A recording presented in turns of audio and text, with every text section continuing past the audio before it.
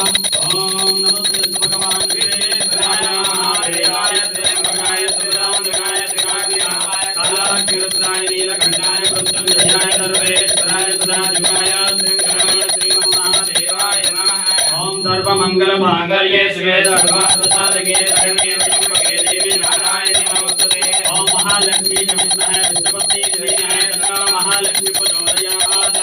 ओम दत्तं जोरावृणे गातं विद्याय गातं विद्यापते दैवी स्वस्तिरत्नः स्वस्तिर्मादेभ्यः ओर्ध्वं दिगापदेशं चरणात् देवतेशं चलत्वरे यशोनामरूपाख्या या देवी सर्वमङ्गलां तया सम्मनार्थभोक्तां सर्वतो जयमङ्गलं जयमङ्गलं जय नमः पार्वतीश्वराय हर महादेव।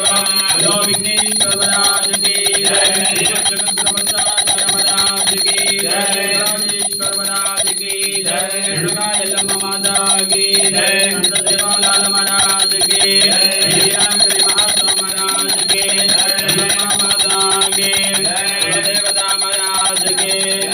राम नमः पार्वतीश्वराय हर